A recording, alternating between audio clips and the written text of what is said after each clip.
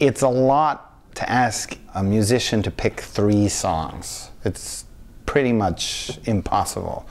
So it caused me a lot of anxiety trying to figure out what to do. One of the criteria, I thought, well, what could I think of that if I heard it my whole life millions of times would still move me? The first thing I thought of is this song by Otis Redding, Mary Had a Little Lamb, which is something you associate as a very kind of insipid nursery rhyme that every kid knows. Mary had a little lamb. What's interesting about this song points to a lot about American music, African-American music, and what it did. Somebody once said about Louis Armstrong, he can sing any song. You could give him the worst possible, like, kind of Tin Pan Alley dreck, and he could make it profound and moving. And there was something about the way musicians starting in the 20s and 30s used their voices and manipulated the sounds and the feelings that changed forever how we view music, how we view expression. So this is the beginning of the song here. The band comes in and Otis starts singing, and right away he just completely owns the song. The band goes to a minor chord, and at that moment you know this is not Mary Had a Little Lamb, this is something else. Mary had a little lamb, his fleece was white as snow. Everywhere that Mary went. At this point it's, you know, regular kind of pop soul tune. Here's a point right here where he ratchets it up here. Right here. He made the children laugh and play. You see that lamb, or that lamb in the school.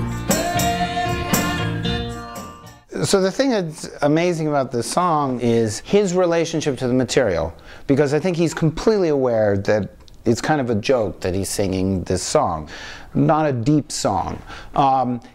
At the same time, he's absolutely confident in his vocal powers to express emotion outside of the context of the song. He's absolutely in command. He's absolutely technically an astonishing musician, but there's a looseness at the same time. He's somebody who has complete control. At the same time, you feel at any second he can manipulate his voice. There's this tremendous sense of dynamics in the recording.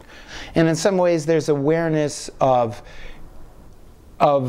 his position as an African-American musician in relationship to American culture. There's a kind of hidden story in this which is very interesting to me. There's a very famous gospel tune called Mary Don't You Weep. Probably the most famous version is by a band called the Caravans, and it was a big hit for them. Mary, don't you weep. You gon' tell Papa no. And then there was another recording by the Swan Silvertones, which is Jubilee-style gospel. And they had a big hit in 1959 with another version of Mary Don't You Weep. So you see immediately it's very different feeling and sense than the Caravans. It's got a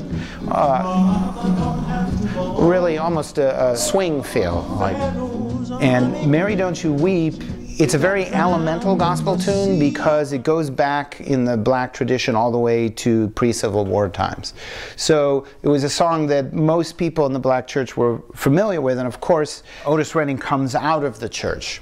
So at a certain point in the song he says, Mary, oh Mary. He sings Oh Mary. That's the first time he references the Mary part of Mary Don't You Weep.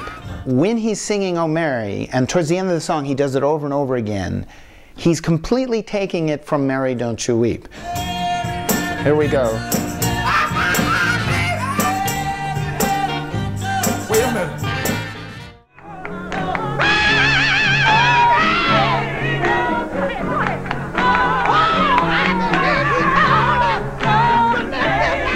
Here goes.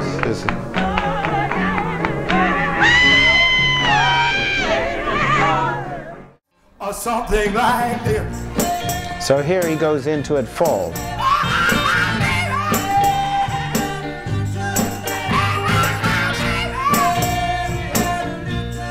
All right, so I'll play you the Swan Silvertones version of it. Wish I had somebody to help me call me. Yeah, baby.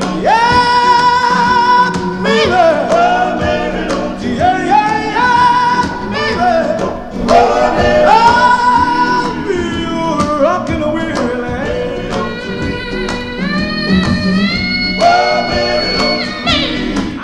And both for the Caravans and for the Swan Silvertones, the song is also famous because of the high note that's done in the song, in the context of the song.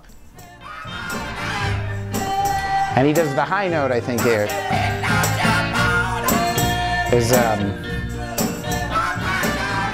Here, it's coming up here.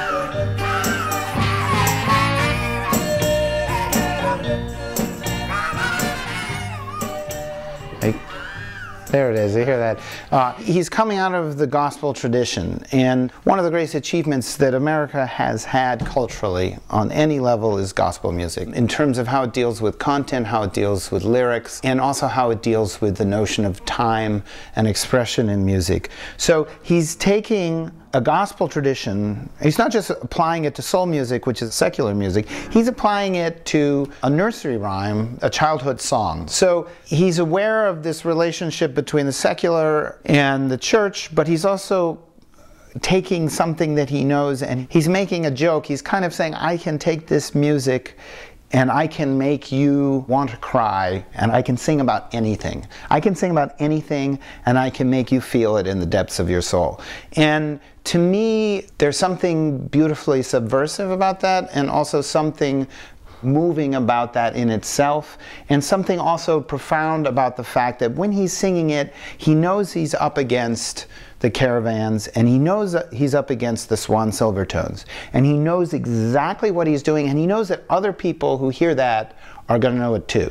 And he completely owns it. He owns saying Mary in a way that transcends the material. And when I think about the three songs and I think about music and art, I think one of the things that moves me the most about the history of American popular music, soul music, blues, gospel music, it's a popular music form because it's not, you know, what we call a high art form, is the way humor is used as a conscious reflection on life and how we deal with life and how we speak about more than one thing at a time. And I think this is absolutely a place where he's speaking about religion, culture, pride, his pride as one of the great singers, and he was really one of the great singers in American history, and how all of it comes together at that point when he's singing Mary.